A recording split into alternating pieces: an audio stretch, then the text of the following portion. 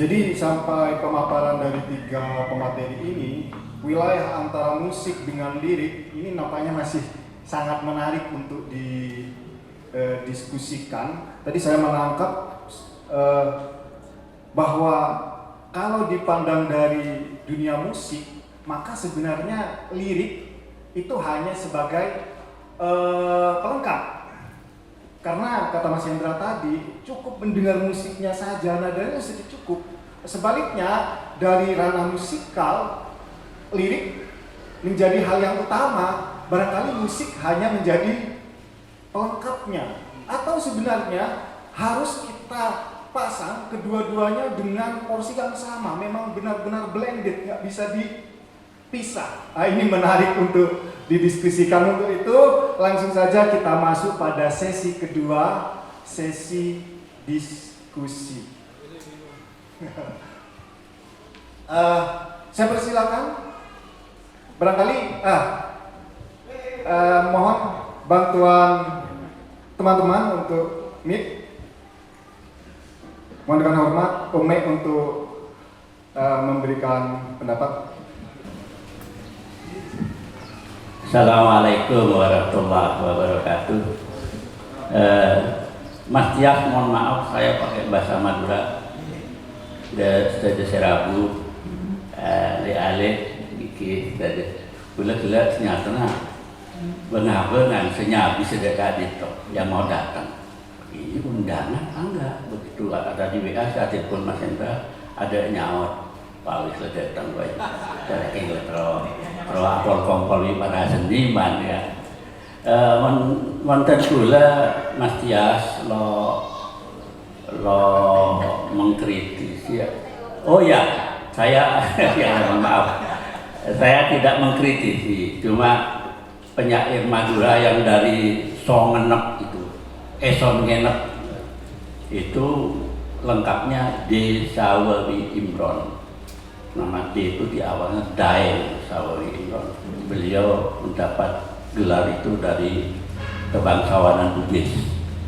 Jadi itu setiap menyampaikan sesuatu dilengkapi nama dengan gelarnya Daeng Sawawi Imron.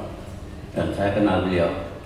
Saya juga pernah soal kepada dalam beliau di Parsana, desa Parsana di Bangwetan, kata orang Jawa Bangwetan. Jadi Madura ini terbagi 3 bagian, Bang Kulon, Bang Tengah, Bang Wetan. Bang Kulon itu Bangkalan dan Sampang, Bang Tengah itu Pamekasan, Bang Wetan itu Sumenep. Kok jadi Sumenep ya, sebetulnya kalau awalnya dari asal kata Som Enep, bahasa Sanskerta itu. Som itu lembah, Enep itu rindang, lembah yang rindang. Ya akhirnya jadi Sumenep, saya juga tidak tahu itu asal-muasalnya. Itu saja yang bisa saya sampaikan dalam diskusi ini, karena saya mengkocak sudah masuk angkatan tua. Trono apa ya? Masuk angkatan tua Mas Tias saya. Jadi cuma kalau untuk urusan seni lo neng pelang di mana tempatnya saya datangi. Makanya diundang atau tidak saya datang, mohon maaf Mas Helmi. Sekali itu matur. Assalamualaikum warahmatullahi wabarakatuh. Assalamualaikum warahmatullahi wabarakatuh. Luar biasa sekali Madura khususnya Bangkalan mendapat sebuah apresiasi penghargaan. Jadi ini mungkin pertanda bahwa Madura akan berkembang, terutama Bangkalan. Ini yang saya, poin 1 yang saya saluti. Poin kedua, saya menolak ini. Tidak setuju. Karena sebuah lagu, musik, ya, itu sudah puisi. Apapun itu sudah puisi. Lukis juga, itu puisi. Gimana beda media dan sebagainya. Apa lagi? Lupa. Ya, terutama kalau memang hal itu menjadi suatu kesepakatan, tentunya ada suatu dasar-dasar yang memberikan suatu kesepakatan tersebut.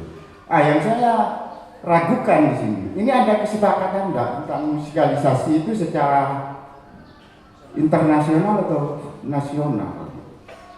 Dan ini mungkin hanya saya sebut juga seperti apa itu? Kalau dirupa lukis itu kontemporer itu bisa juga. Apa salahnya kita menentukan sebuah kontemporer di sini? Di sini semacam suatu pemaksaan. Ketika saya jadi penyair, mungkin saya tidak mau karya-karya saya tidak mau diinikan. Karena betul kata Mas Hendra tadi, menikmati sesuatu yang yang murni itu akan menurun karena terganggu oleh bunyi-bunyi tadi. Seandainya saya jadi penyair, ini kan forum diskusi. Ya mari kita diskusikan di sini.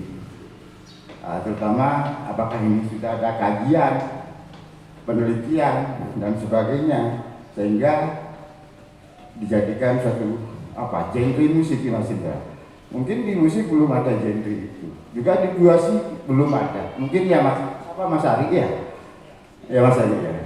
Jadi puisi sudah surrealis ini dan sebagainya kan gitu, realis dan sebagainya ya. Ini ide gila ini. Dan ini ide gila ini. Tetapi harus gila. Ketika ini bisa mencuat dan sebagainya luar biasa. Mas Herwi, tepuk tangan untuk Lumpur. Terima kasih. Wassalamualaikum warahmatullahi wabarakatuh. Waalaikumsalam warahmatullahi wabarakatuh. Satu penanya lagi. Oke, Bu Supi silakan. Terima kasih. Assalamualaikum warahmatullahi wabarakatuh. Terima kasih juga saya telah diundang di sini ini. Menarik sekali dan apa yang telah disampaikan oleh 3 narasumber tadi menarik sekali dan judulnya juga menarik. Makanya saya walaupun agak sibuk tapi memaksa datang ke sini karena judulnya konser musikalisasi puisi.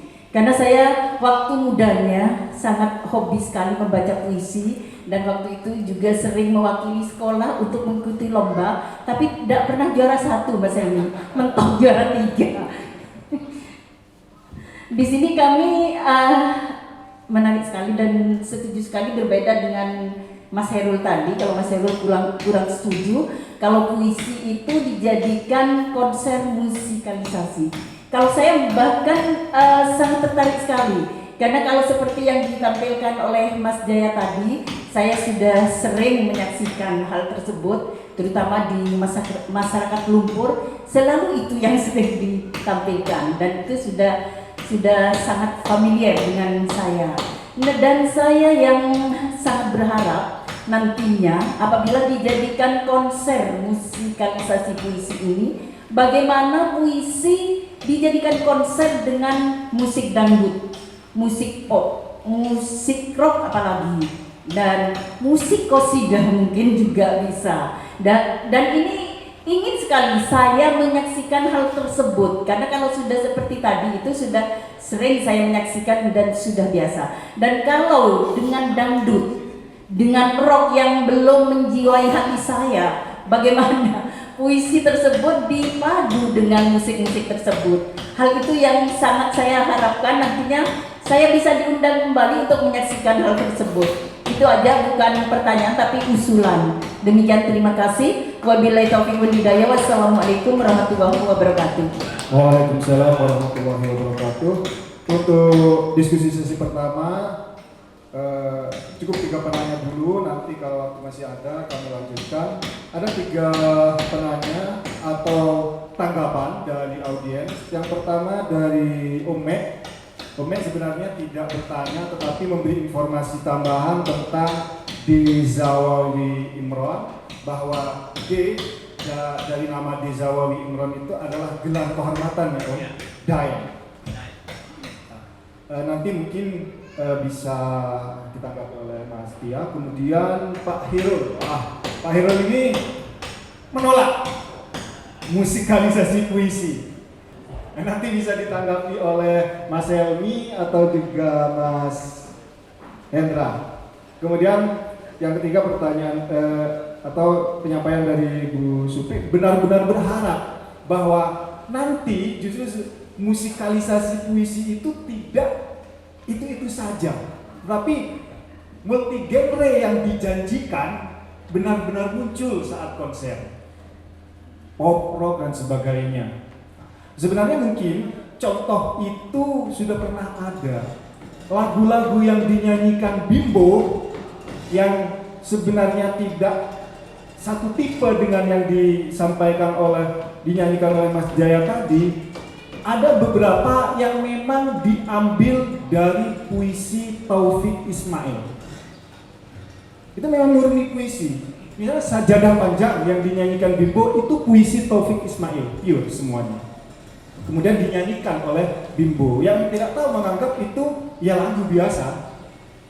Nah, untuk lebih lengkapnya nanti bisa Mas Hendra dan Mas Helmi untuk menanggapi itu. Bisa beri kesempatan yang pertama kepada Mas Tia. Bisa untuk ketiga pertanyaan itu Mas Tia, atau untuk yang dari Omek tadi tentang Zawari.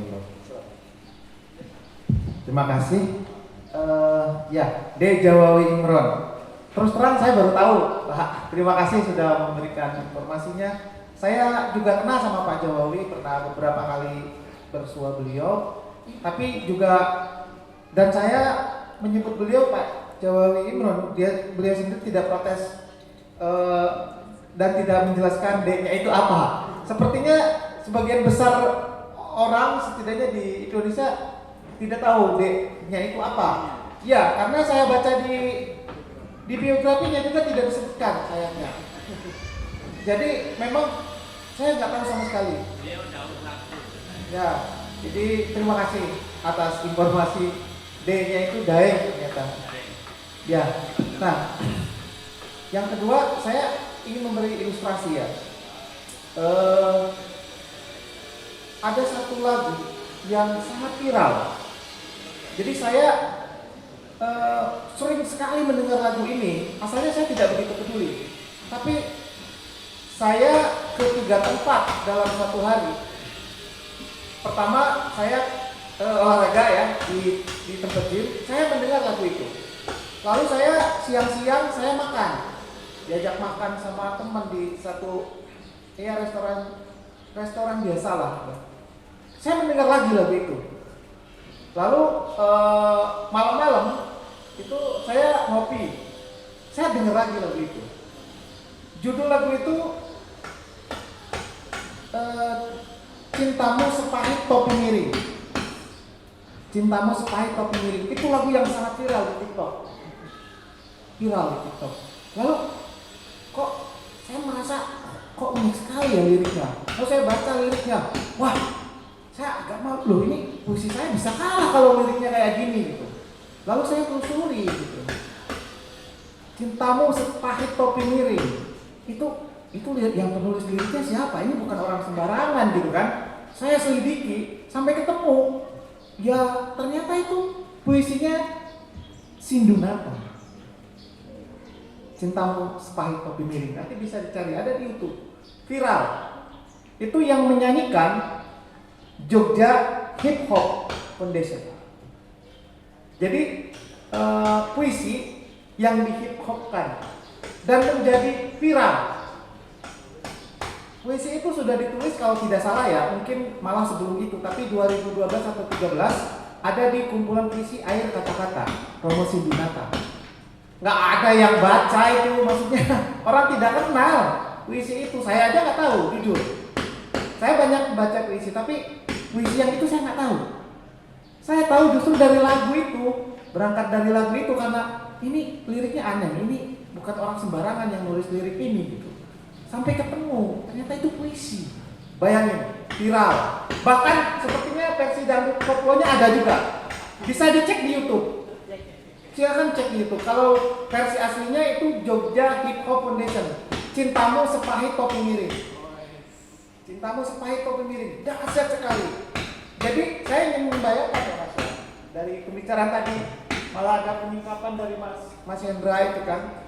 Wah, ini keren sekali gitu kalau ini bisa terlaksana, dan setidaknya dari beberapa itu ada yang muncul seperti Cintamu Setai Topi Miring, viral gitu, wah itu menarik sekali gitu, sampai orang mendengar lalu mencari, oh ini ternyata puisi.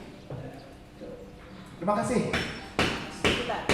Silakan diputar Mas, supaya kita langsung mendengar seperti apa sih gitu puisi yang dimusikan dan jadi viral gitu.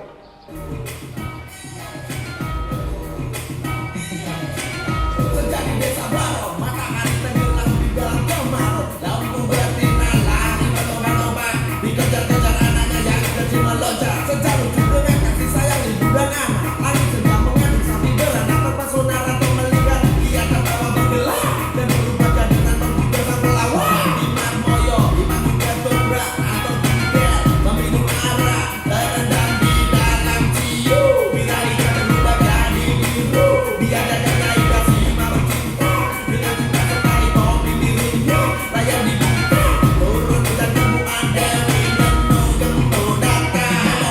Tidak terbayangkan ya kalau ini ternyata dari puisi. Itu tanggapan dari Mas Tia tadi dengan memberikan ilustrasi bahwa ternyata selain Bimbo misalnya yang saya sebutkan tadi, yang kalau Bimbo kan tidak lama, ini baru-baru ini ternyata, dan dengan genre yang jauh dari bayangan bahwa itu puisi. Untuk selanjutnya Mas Hendra barangkali menanggapi baik pertanyaan dari Pak Hirul atau pernyataan ketidaksetujuan Pak Hirul atau harapan dari Bu Suti tadi. Baik, terima kasih. Oke, ini luar biasa. Hampir saya tidak bisa melihat itu musikalisasi. Kalau saya pribadi, ini kan kita coba paparkan nanti. Saya pancing aja teman-teman.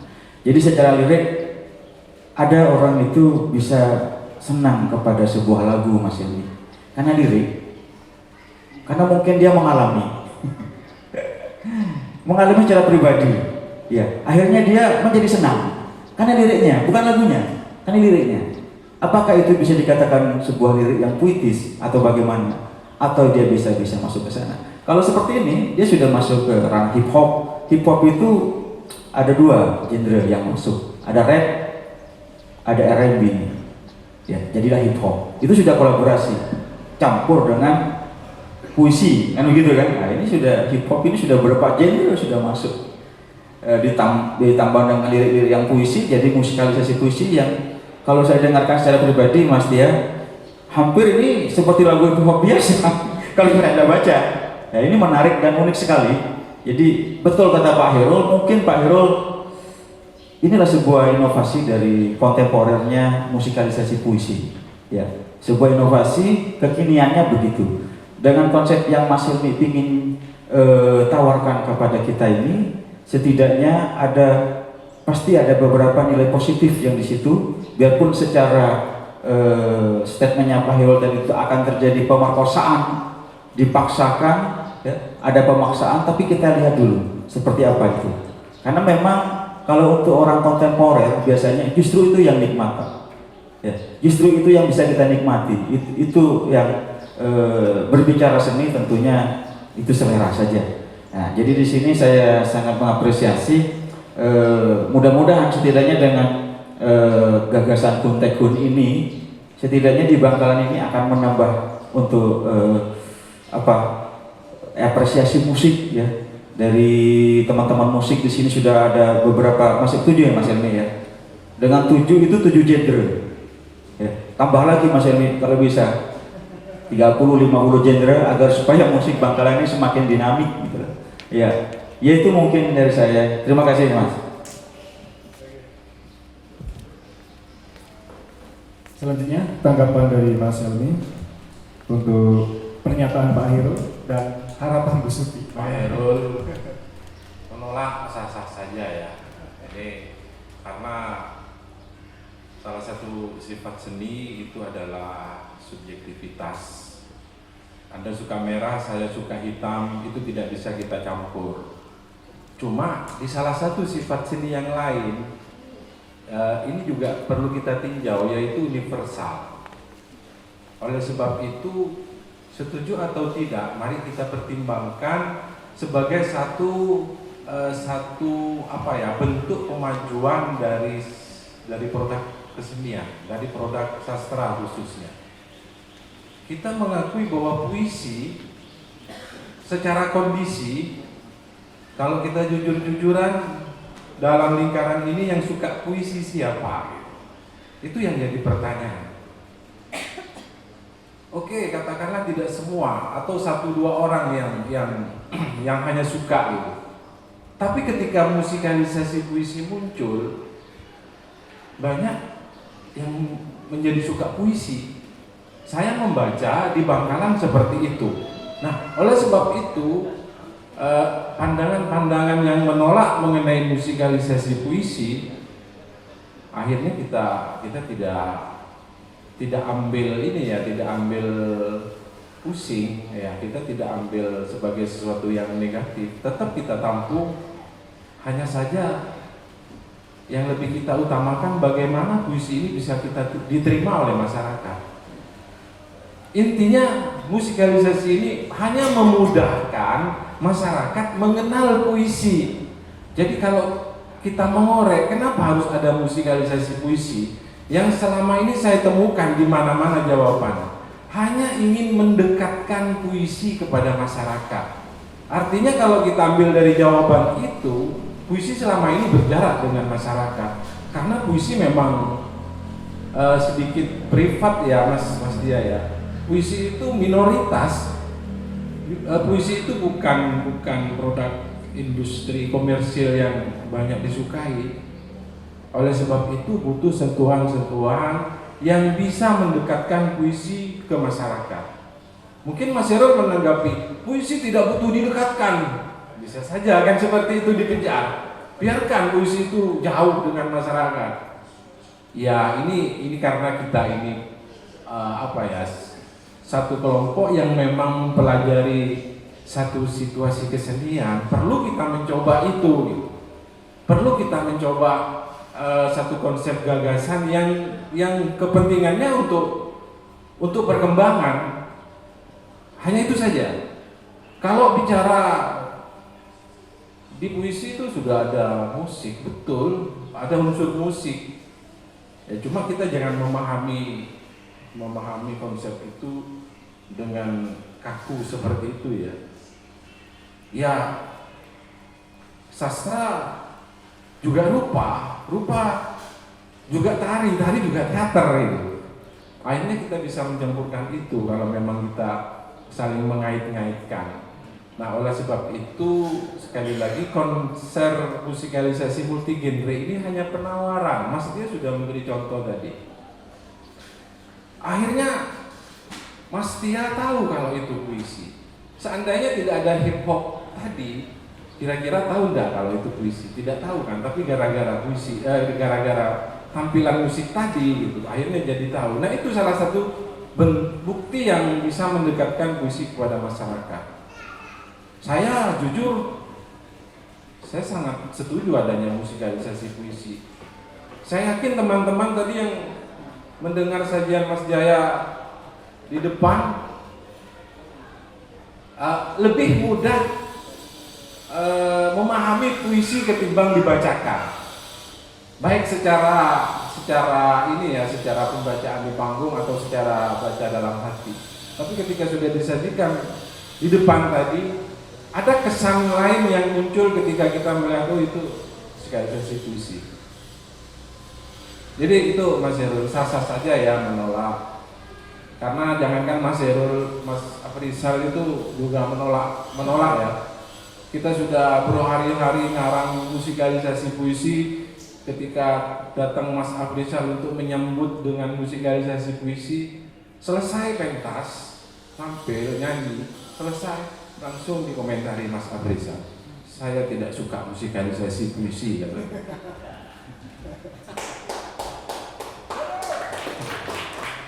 Ya itu pilihan memang. Jadi setuju atau tidak, ya kembali kepada masing-masing. Tapi kita membawa ini adalah untuk kreativitas yang akan datang. Jujur Mas, ya, jujur kita melakukan musikalisasi puisi itu sudah lama. Mungkin karena sudah lama itu kita merasa lihat tok gitu Mas Hendra. Akhirnya kita butuh sesuatu yang di luar itu saja gitu. Yang masuk ke ranah dangdut, masuk ke qasidah kata Pak Syukri tadi. Harapannya seperti itu ke depan. Ya terima kasih. Kali itu. Baik, itu tanggapan dari Mas Helmi terkait pertanyaan Pak Hairul. Jadi Mas Helmi menempatkan musikalisasi puisi itu sebagai wasilah, sebagai sarana, sebagai perantara untuk mendekatkan puisi kepada masyarakat. Karena memang harus diakui musik lebih dekat dengan masyarakat. Terkait kemurnian puisi menjadi hilang ketika dijadikan musikalisasi puisi, menurut Mas Helmi, ya setiap sesuatu, apalagi seni, ada unsur subjektivitasnya masing-masing. Ada orang yang menganggap kopi kalau diberi gula bukan kopi lagi, apalagi diberi susu, apalagi diberi jahe, tapi tetap ada orang menyebutnya sebagai kopi susu, jahe dan sebagainya. Barangkali seperti itu. Baik,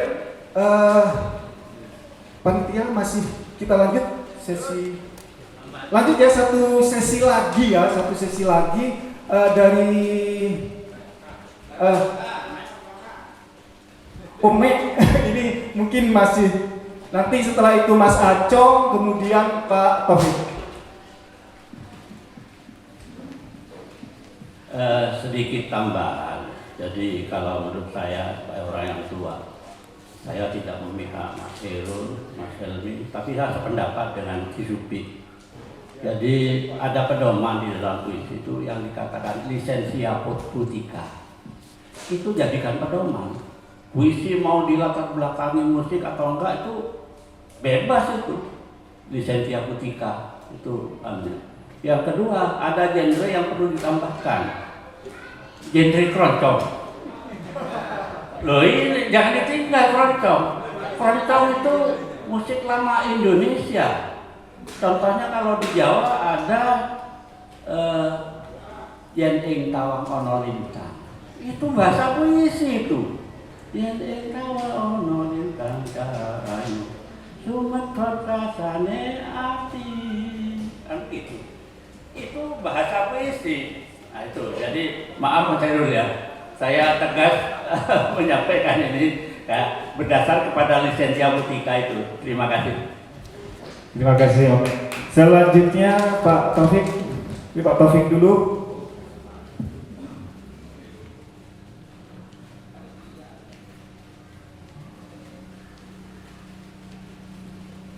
Ya, Assalamualaikum warahmatullahi wabarakatuh. Waalaikumsalam. Salah saya habis.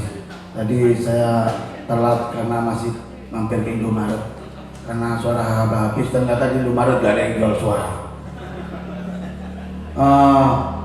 Jadi ya suaranya kayak gini. Begini, ada banyak yang ingin saya sampaikan. Banyak, tidak bisa harus banyak. Karena saya sendiri ngundang saya. Yang pertama, saya mengacungi jempol, salut, benar-benar salut. Karena ini sebuah eksperimentasi bagi saya yang sudah, komunitas saya yang sudah lama meninggalkan dunia musik klasik, diajak kembali untuk bereksplor kembali. Dan juga banyak komunitas yang sudah mulai nantinya akan tumbuh. Itu spesial banget itu ya.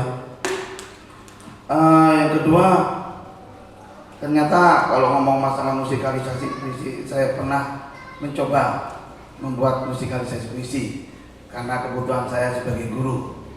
Ternyata susah, karena kalau saya punya kata-kata sendiri di dalam sebuah lagu, semisal aku sedang berada di kebun dengan teman saya. Aku berada di kebun, kok gak enak. Ku ada di kebun. Tinggal mengubah kata-katanya, itu sah-sah saja. Tapi kalau sudah masuk ke ranah musikalisasi puisi, wah ini ribet sekali. Bahkan saya tertarik banget kalau seandainya dibuat dalam versi hip hop, karena tinggal ngomong. Kan apa ya, gak ada batasan bar, gak ada batasan apa ya. Kalau di kata-kata di bar pertama itu kita ada 8 kalimat misalnya. Di bar kedua ada 10 kalimat lah. Itu membengkokkannya itu susah, benar-benar susah. Sehingga harus membuat bentuk irama lain. Mungkin tadi saya amati puisinya ada yang dipuisikan, ada yang tidak. Yang pertama kan tidak dipuisikan, hanya tampilan biasa, musik pure. Yang kedua ada puisinya. Itu mungkin salah satu bentuk daripada susahnya membuat musikalisasi puisi. Lalu yang ketiga, kalau tadi ngomong musikalisasi puisi, saya orang yang memang sampai sekarang belum pernah jadi orang pintar. Karena belajar terus, iya benar bodoh, terus belajar, tapi nggak pernah bisa-bisa. Tapi biasanya setiap saya belajar itu memang saya suka mencari asal usulnya. Terakhir saya tuh gila belajar rubik. Saya tahu rubik itu berasal dari mana. Dulu belajar cello, asalnya cello dari mana. Paduan suara itu asalnya dari mana lah. Sekarang saya mau tanya, asalnya musikalisasi puisi ini dari mana? Awalnya dari mana? Jadi pada saat saya melatih paduan suara, saya juga menjelaskan paduan suara berawal dari ini. Kenapa kok bentuknya suaranya seperti ini? Kok beda dengan musik dangdut? Kenapa kok muncul suara sopran, tenor, alto dan lain sebagainya? Saya menjelaskan kenapa kok bisa jadi suara, kenapa kok bisa ini itu. Makanya kalau seandainya ada latar belakang dari sejarahnya itu akan nampak asik dan kita akan benar-benar menjuni dan kita akan melihat sebuah dunia global dan kita bisa mengetahui batasan-batasannya. Itu yang ketiga. Sudah dicatat? Saya gak nyatat, cuma ngetik. Terkait masalah puisi yang dimusikkan, itu yang jelas ada sebuah fenomena di mana nanti ada pemindahan rasa. Saya memang orang yang kadang-kadang jadi seperti lagunya ada band, karena aku manusia bodoh gitu ya. Jadi saat ngelatih paduan suara, saya tuh malah gak tahu kata-katanya. Jadi saya mencontohkan ke siswa saya, ini gini, salah pak liriknya, salah ya. Saya lebih memikirkan nadanya. Dan memang nantinya di saat musikalisasi puisi, apalagi pindah ke beberapa macam genre, itu nanti pasti ada beberapa kata-katanya yang bisa saja tidak disampaikan. Misal, kalau di dangdut koplokan dan di depannya ada minuman keras, miras, waduh, mereka gak akan memikirkan kata-katanya. Kecuali yang main pun, pemainnya pun, itu hanya penyanyinya yang pasti kata-katanya. Kadang-kadang pemusiknya masih bingung, habis ini kunci G, habis ini kunci G. Karena pengalaman saya main reguleran, diajak teman saya pindah-pindah lagu. Jadi yang saya pikirkan bukan teksnya, tapi sehingga chordnya itu. Apalagi rock. Kalau sudah masih rock, waduh, kadang-kadang kita lebih cenderung ke hingar-bingarnya dan lain sebagainya. Bahkan saya pernah dengar cerita, mungkin Mas Indra bisa nambahin, seorang Kurt Cobain itu kalau nggak salah satu penyebab dia bunuh diri itu karena di dalam lagunya itu sebenarnya banyak materi makna yang terkandung, tapi percuma saja di saat saya manggung ternyata mereka tidak pernah mendengarkan kata-kata saya, mereka hanya bingkak-bingkak dan lain sebagainya ya, sehingga itu mungkin salah satunya. Mungkin nanti Mas Hendra bisa menjelaskan. Jadi ada pemindahan rasa, kita ada nantinya langsung lari ke, ada yang tetap fokus ke kata-katanya, ada yang lari akan merasakan indahnya sebuah permainan nada yang dikemas dengan sesuatu yang tertentu. Yang kedua, yang ke bumper ya. Oh, ya wes selanjutnya. Saya rasa banyak karya prosa bisa jadi karya puisi yang ditarikan dan tanpa kita sadari. Bahkan banner yang ada di depan, kalau saya buat jadi musik bisa. Ada banner berwarna merah, hitam, lalu ada tulisan fokus group discussion FGD yo. Akhirnya jadi sebuah rap.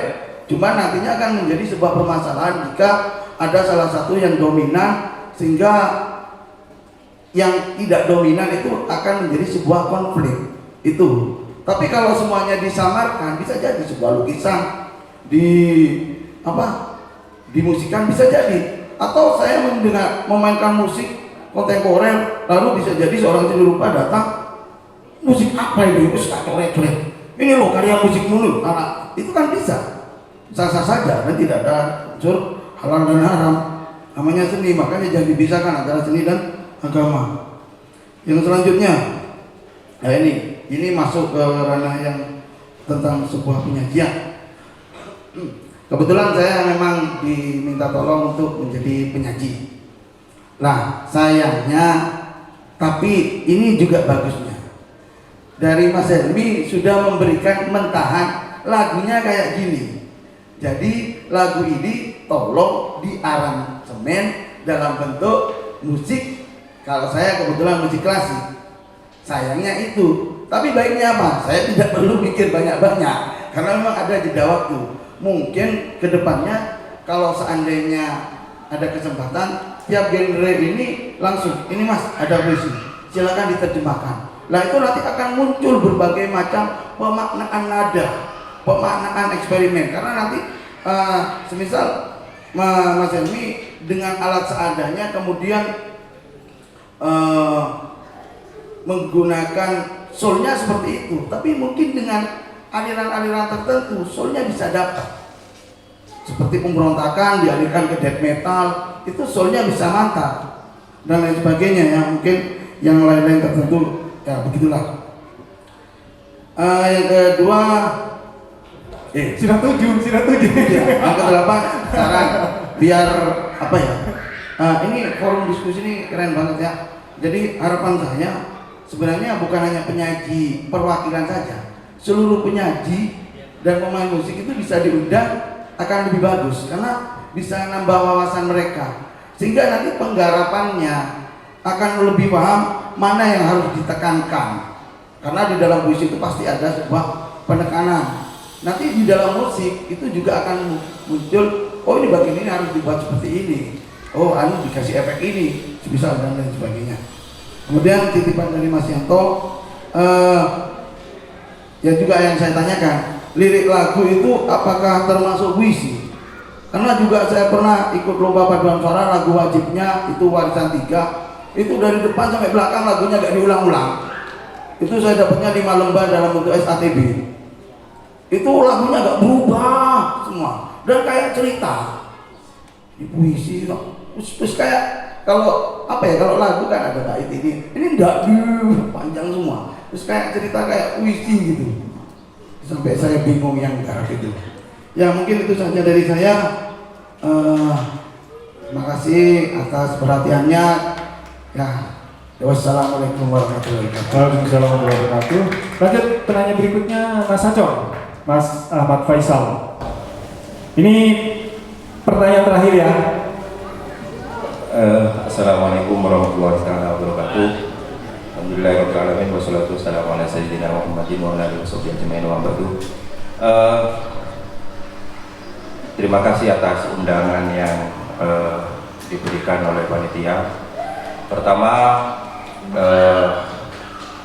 ada gagasan besar yang ada di ruangan ini, yakni ada 7 penyair, 7 genre musik, kemudian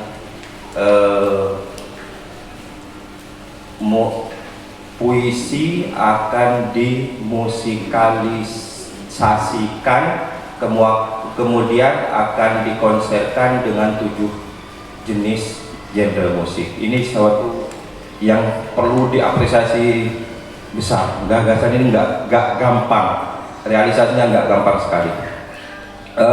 Pertama, saya ingin begini Pak Helmi, saya lebih ke Pak Helmi. Setelah FGD, langkah apa yang akan dilakukan oleh tim kreatif? Karena betapa sulitnya menyamakan persepsi antara gagasan-gagasan yang hendak diusung bersama. Kedua, bagaimana proses kreatif ini akan di proses kreatif berikutnya untuk menjadi satu konser, atau saya ketinggalan kemarin sudah berlatihan bersama atau menyamakan gagasan bersama, tentang apa ya, tentang satu benang merah lah kasarannya kayak gitu. Mas Tia tadi menceritakan bagaimana spiritnya Khairul Anwar, sampai spiritnya Rendra, spiritnya Zawawi, yang semuanya sangat berbeda-beda, yang semua identik, yang semuanya khas. Nah, saya khawatir nanti tanggal 23, khawatir pribadi ketika nonton nanti musik jalan sendiri, puisi jalan sendiri. Kemudian kekhawatiran saya nomor 2 adalah ada perbedaan mendasar antara keinginan pencipta musik, sastra dan penonton. Ini toh kasarannya seperti itu. Karena begini, karena begini, saya punya teman yang sastrawan juga garap band Silam Pupau, Karis Majulan Daru, itu teman proses kreatif saya. Dia temannya Afrizal juga, puisi-puisinya juga puisi-puisi yang seperti itu. Tapi ketika membuat lirik lagunya Silam Pupau itu, dia betul-betul mempertimbangkan kata itu dari aspek musikalitasnya. Jadi diksi-diksi yang dipilih itu adalah diksi-diksi yang mewakili aspek musikalitas di puisi teks liriknya. Kemudian dia baru garap aransemen musiknya. Jadi ada proses lirik dulu baru musik. Kalau yang saya tahu di Silam Pupau. Kemudian nanti teman-teman garapnya gimana ini? Garap untuk konser ke depan, karena saya orang pertunjukan pernah berkolaborasi dengan teman-teman Unisa, anak musik, mau menggarap Rei naskahnya Hudiat teater. Saya cuma minta begini dan itu gak jadi. Mas, tolong gimana sih ilustrasi musik kematian itu ketika di satu ilustrasi kematian di dunia, kemudian ilustrasi kematian di alam kubur, kemudian ilustrasi kematian setelah alam kubur. Ini nggak bisa terjadi. Dan teks puisi itu apa ya, saling seberang ruang, keluar masuk ruang ini, ruang imajinasi, ruang dan sebagainya. Jadi gagasan ini kalau jadi luar biasa besar. Terima kasih buat saya. Assalamualaikum warahmatullahi wabarakatuh. Waalaikumsalam warahmatullahi wabarakatuh. Terima kasih Mas Acong. Di sesi kedua ini ada 3 hal yang disampaikan atau ditanyakan oleh audiens. Pertama dari Tomek menambahkan tadi tentang lisensia Puitika, mungkin Mas Tia bisa menanggapi. Kemudian dari Pak Taufik ada banyak hal, tapi saya rangkum. Yang pertama, asal muasal musikalisasi puisi. Kemudian yang kedua tentang kalau dalam sebenarnya alih wahana itu terjadi hampir di semua genre. Katakanlah novel yang difilmkan, tetapi dalam novel itu ada istilah penyusutan dan penggelembungan. Apa yang ada dalam novel tidak akan sama persis dengan di film. Tapi selama ini dalam puisi, apa yang ada teks tidak boleh disusutkan. Itu kan yang menjadi persoalan. Jadi kalau dalam puisi teks tidak disusutkan atau juga tidak digelembungkan, ditambahi, sehingga ada kesulitan tadi kata Pak Taufik untuk memasukkan ke genre musik tertentu. Ini barangnya sudah beda, baris pertama dan seterusnya. Kemudian ada pertanyaan, apakah lirik lagu itu juga puisi? Nah, ini pertanyaan bisa dijawab oleh Mas Tia nanti. Terkait dengan musik bisa Mas Hendra. Kemudian dari Mas Faisal atau Mas Acong, langkah yang akan dilakukan oleh Mas Helmi, bagaimana proses kreatifnya nanti dalam penggarapan multi genre ini. Kemudian yang menjadi poin utama dari Mas Acong tadi, kekhawatiran jangan-jangan harapan penulis puisi, harapan pencipta musik tidak klop dengan harapan penonton dari aspek pertunjukan, karena jalan masing-masing, tidak terjadi tidak bersinergi antara puisi dengan musik. Itu mungkin yang pertama tentang lisensia poetika dan apakah lirik lagu itu. Oh, yang lain. Mas Helmi dulu ya. Mas Helmi dulu tentang dari pertanyaan Mas Acong. Terima kasih Mas Acong pertanyaannya. Menarik ya, ini juga sebetulnya pertanyaan yang bersifat kritik ya. Terima kasih Mas Acong. Untuk rencana konser tanggal 23 menuju ke sana, apa saja yang sudah kita persiapkan? Ini ada kaitannya juga dengan salah satu pertanyaan dari Mas Taufik. Misalnya tadi yang menyinggung, sayangnya Mas Helmi memberi bahan mentah yang sudah jadi, sehingga tidak bisa memberikan ruang bebas untuk mengaransemen. Sebetulnya itu juga kita pikirkan. Artinya begini, rencana 23 nanti itu adalah proses yang boleh dibilang ini tahap awal. Ini tahap awal. Jadi kita tidak bisa menakar sesuatu dengan pasti. Harus begini, harus begini, harus begini. Kita tidak bisa. Salah satu contohnya adalah misalnya Mas Yanto, ini puisinya, silakan digarap menjadi musikalisasi puisi. Saya yakin bingung. Udah remah ya. Nah itu pemikiran kita. Akhirnya yang kita lakukan adalah kita memberi sampel. Ingatlah, kita memberi sampel itu bukan untuk ditiru, bukan untuk cuma bahasa saya memang ke Pak Taufik silakan dialihkan ke genre yang lain. Barangkali seperti itu. Hanya saja harapannya sebetulnya ini contoh. Mau digarap genre rock dengan model seperti apa, silahkan monggo gitu. Supaya ada gambaran-gambaran yang tetap berada pada satu prinsip di dalam musikalisasi puisi. Ya misalnya tadi tidak menambah tag ya, tidak menambah kata. Kalau mengulang saya masih membebaskan. Misalnya ada yang mengulang, aku ingin melihat matahari, di dalam puisi itu satu baris saja, tapi dinyanyikan dengan 2 kali.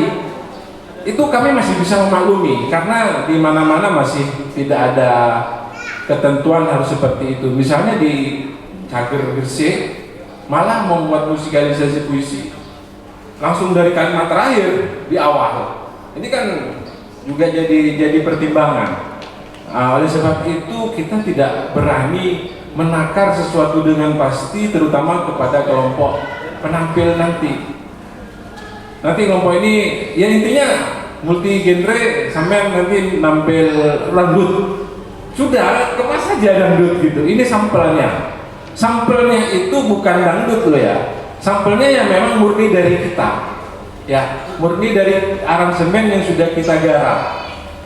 Dan ini juga kepentingannya Pak Taufik, kita tidak berani melempar puisi silakan digarap karena keterkaitan kita di sini proses kreatif ya, ada keterlibatan komunitas masyarakat lumpur. Jadi kalau misalnya ini Mas Yanto puisi digarap, kita mutlak akhirnya jadi penyelenggara saja gitu. Nah kita di sini juga bagian dari proses. Prosesnya gimana? Ya ini arti di konsep mentahnya. Ini begini aransemen awalnya. Silahkan digeser ke genre yang lain. Mau bebas seperti apa silahkan. Jadi seperti itu. Nah nanti Mas Hendra kemarin menyinggung. Nanti di konser ini konsep soundnya gimana? Wah berat itu Mas. Berat Mas Hendra ya. Sekalipun itu penting. Apalagi pentas seni saja itu sangat rumit prosesnya ya. Nampil selesai nanti diganti kelompok yang lain, cuma 1 lagu, nampil lagi. Nah peralihan itu kan rumit. Nah oleh sebab itu kita tidak bisa memastikan harus begini harus begitu. Kita hanya butuh bagaimana nanti ini seperti ini bagus atau tidak kita pertimbangkan nanti. Karena kita di sini hanya mencari semacam aspek yang bisa kita kembangkan. Jadi seperti itu. Ya gitu Pak Rusdi. pertanyaan dari Pak Taufik tadi tentang asal Oh ya, musikalisasi asal musikalisasi puisi Pak Taufik sebetulnya di catatan itu di tahun sebelum 70-an ya, 70-an untuk penamaan, karena musikalisasi puisi sebetulnya yang rancu di penamaan ya, penamaan musikalisasi puisi. Kenapa dinamakan itu? Pengistilahan itu di Indonesia ya, di Indonesia. Mungkin kalau di luar negeri saya tidak paham terlalu detail. Di Indonesia itu dimulai dari tahun 70 Remi Silado. Remi Silado mungkin Mas Hendra tahu ya. Remi Silado itu menawarkan konsep musikalisasi puisi. Jadi menamakannya itu pertama kali Remi Silado. Namun sebelum Remi Silado menamakan musikalisasi puisi, ada yang sudah melakukan itu tapi belum dinamakan musikalisasi puisi, yaitu kelompoknya Umbulan Duparangi, Ebit GAD, MH Idun Najib itu di kelompok-kelompok penyair Jogja. Nah dari situ berkembang sampai akhirnya tahun 72 itu Taufik Bimbo melaksanakan pentas di salah satu panggung dengan membawakan konsep musikalisasi itu. Jadi seiring waktu seperti itulah perkembangan musikalisasi puisi. Sampai hari ini pun ada yang setuju menamakan musikalisasi puisi, ada yang tidak setuju. Sampai hari ini tidak ada pakem ini. Misalnya di Jawa Timur, satu contoh misalnya dalam kemasan, Jawa Timur itu masih kaku. Musik elektrik yang misalnya berbau organ itu tidak bisa. Gitar listrik nggak bisa, maunya akustik yang todong, ya, yang todong. Jadi seperti itu. Sedangkan di luar sudah saksofon sudah masuk, jadi seperti itu. Oke, mungkin itu. Baik, itu jawaban dari Mas Helmi. Mas Hendra barangkali menambahkan tentang misalnya proses garap dari musikalisasi puisi, tentang kepentingan lirik dengan musik, atau kekhawatiran yang disampaikan oleh Mas Acong tadi. Bagaimana tanggapan Mas Hendra? Ya, sedikit saja mungkin. Kalau saya percaya saja sama Mas Helmi ini, Mas Acong, cuman memang betul ada rasa kekhawatiran karena konsep ini konsep bagus ya, jadi jangan sampai mungkin nanti secara estimasi konsepnya bagus tapi realisasinya juga bagi sesuatu.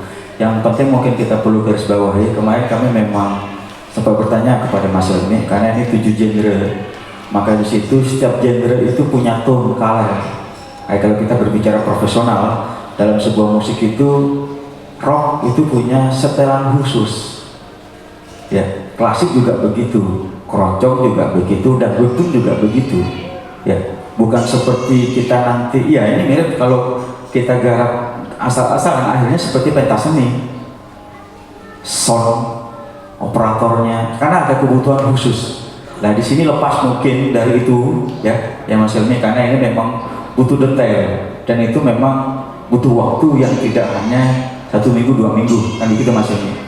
Mungkin ke depan next untuk pemerhatian detailnya, yang penting sekarang ini bagaimana penawaran Mas Helmi ini bisa diterima dulu. Kita pun belum tahu seperti apa itu nanti tanggal 23 ini seperti apa. Mas Helmi pun belum tahu juga.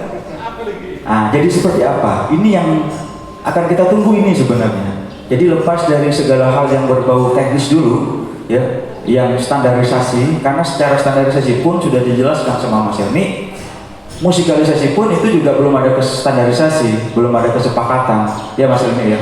Ini sudah sepakat bahwa secara kesimpulan saya juga bisa mendefinisikan, Pak Hirul juga bisa mendefinisikan, Mas Helmi, Tante Supi dan yang lain-lain itu dipersilakan untuk bisa mendefinisikan masing-masing. Tetapi apa yang sudah ditawarkan sama Mas Helmi ini, mari kita lihat dulu, karena kita sama-sama belum tahu ya ke depannya. Nah, saya menambahkan ke Mas Taufik yang Kurt Cobain ya. Jadi di sini ada beberapa catatan mungkin dari saya. Memang seni itu kan sudah menjadi bagian dari kehidupan manusia yang tidak bisa dilepas. Kadang-kadang kalau kita sudah punya seseorang yang tokoh superstar kita, ya, bukan hanya Kurt Cobain saja yang bisa seperti itu. Ya. Jadi seorang Ozzy Osbourne, band Judas Priest, selevel The Beatles, AC/DC, lagu-lagunya itu juga sangat mempengaruhi. Ya. Ada salah satu beberapa lagu-lagu mereka ini yang mempengaruhi sampai mereka bunuh diri itu dari mananya? Dari musiknya atau dari liriknya? Ya nggak ngerti juga ya. Tetapi yang terjadi itu real, sudah jadi. Ozzy Osbourne dengan lagu yang Society Solution itu 2 orang gitu. Ya. Judas Priest juga 2 orang tuh bunuh diri. The Beatles juga pembunuhan berantai. Semuanya begitu. Itu masuk ke faktor apanya? Musiknya atau karena liriknya? Saya lepas gitu. Karena itu yang terjadi ya seperti itu. Nah, kembali Kurt Cobain, dia bukan depresi dengan isi liriknya yang tidak pernah didengarkan sama pesertanya sampai dia ada seperti itu, dia bunuh diri sendiri dia. Ya, sampai seperti itu. Jadi ini mungkin hanya apresiasi. Mungkin dari saya segitu saja. Terima kasih. Terima kasih Mas Eka. Pertama dari Mas Tia, mungkin terkait lisensia Poetika dan pertanyaan dari Pak Taufik tadi tentang apakah lirik lagu itu bisa disebut puisi juga? Ya, ada istilah lisensi puitik ya atau lisensia poetika. Memang penyair punya kebebasan gitu untuk melanggar aturan-aturan yang bagi orang lain justru harus ketat. Soalnya kalau di sini banyak dosen bahasa Indonesia ya atau guru bahasa Indonesia ya, biasanya kan mengajarkan pada mahasiswa atau muridnya untuk taat EYD, terus menggunakan bahasa baku yang termasuk editor nih. Saya kan tahun-tahun juga jadi editor, sudah sedikitnya 100 buku lah mungkin yang saya edit itu.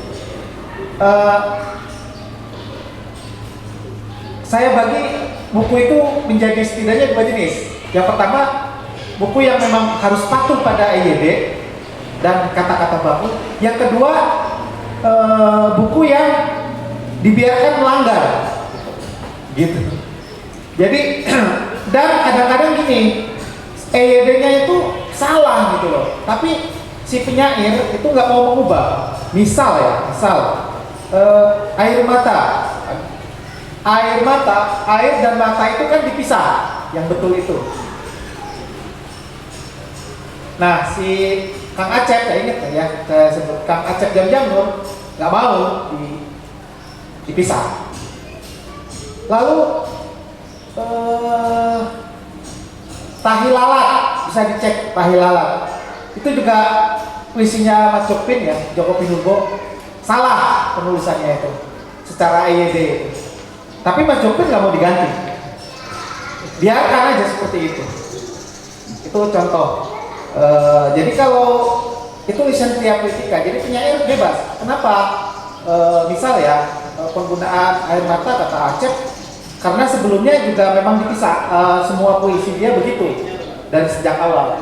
Jadi demi keseragaman dengan buku puisi sebelumnya. Mas Jokpin juga seperti itu, nggak boleh diubah. Nah, untuk penyair itu terus misalkan bis, ya, bis itu kan penulisannya ada yang betul kan BIS ya, bis itu. BUS pakai U. Beberapa penyair nggak mau diganti, tetap bis, karena dulu bis gitu. Jadi seragaman gitu. Jadi, nah itu diantara lisensia poetika ya. Sampai pada taraf ekstrim, bisa jadi sampai pada taraf ekstrim gitu. Lalu kembali kalau misalnya tadi dipersoalkan dengan puisi dengan musikalisasi ya, dengan musikalisasi. Kalau menurut saya itu kan beliau kan dalam pengertian puisi secara longgar. Maksudnya semuanya puisi itu pengertian longgar. Saya bisa lebih longgar dari itu lagi. Semuanya adalah ekspresi kehidupan. Itu lebih longgar lagi. Ya semuanya ekspresi kehidupan, mau puisi mau prosa kayak gitu. Tapi kalau kita lebih ketat lagi, diketatin lagi, puisi berbeda dengan prosa, ya kan? Puisi berbeda dengan musik, puisi berbeda dengan seni rupa, kayak gitu. Kalau kita pakai yang ketat lagi, kalau sama tidak perlu ada fakultas sastra, tidak perlu ada fakultas seni rupa, ya kan? Nah, itu kan. Tapi kalau bagi seniman ya memang semuanya lintas batas gitu ya, bisa lintas batas. Tapi kalau secara ketat ya berbeda. Puisi berbeda dengan seni rupa, puisi berbeda dengan tari, puisi berbeda dengan musik.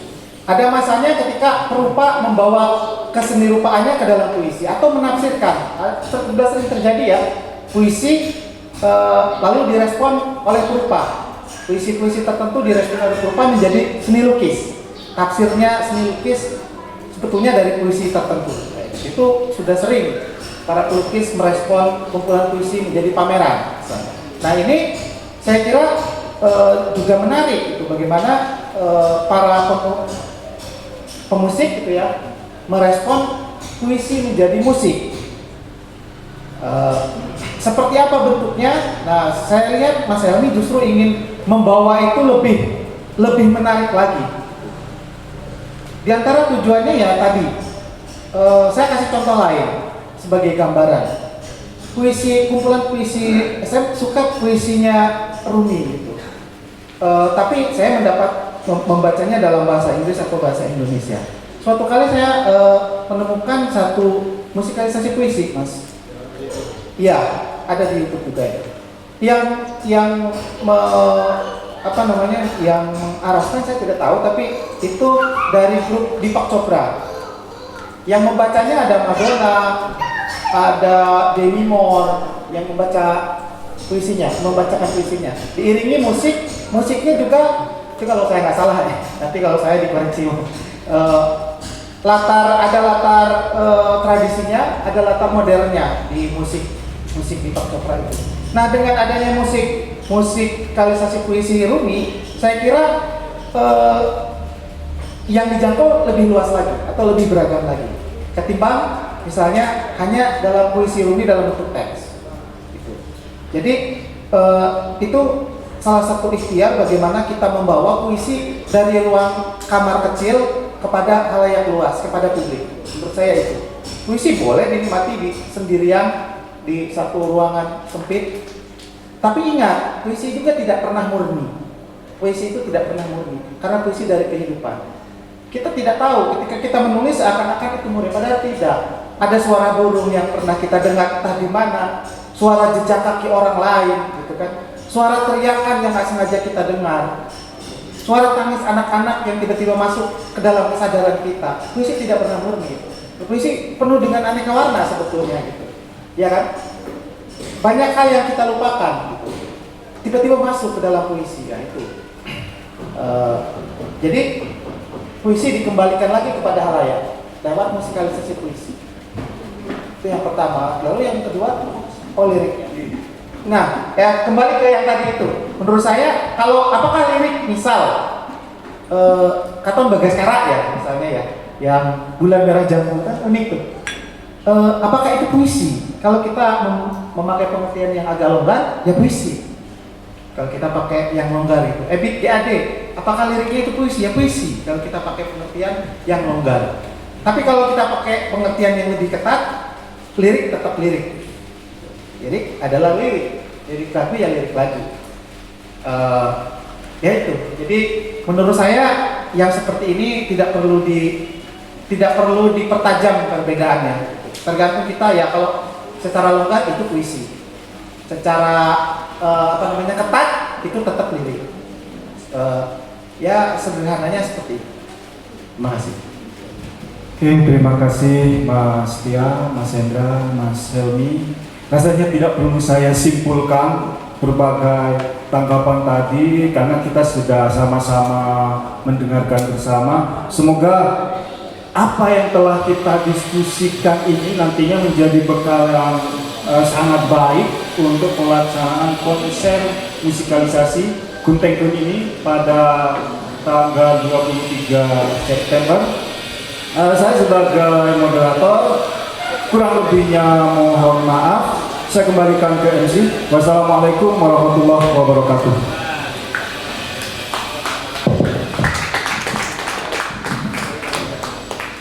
Terima kasih atas penyampaian dari keempat orang yang ada di depan kita ini, sungguh luar biasa untuk sebuah pembekalan fokus grup discussion. Beri tepuk tangan sekali lagi yang meriah untuk kita semua, sehingga kita punya bekal dalam memahami apa itu musikalisasi puisi. Dan selanjutnya dipersilakan untuk tampilan Mas Jaya dan kawan-kawan untuk tampil musikalisasi puisinya. Setelah ini ada foto bersama Bapak Ibu sekalian, diharap untuk foto bersama nanti di depan, dan ada penyerahan kaos kepada perwakilan grup yang akan tampil di konser musikalisasi puisi multi genre 7 penyair nasional. Dipersilakan Mas Jaya.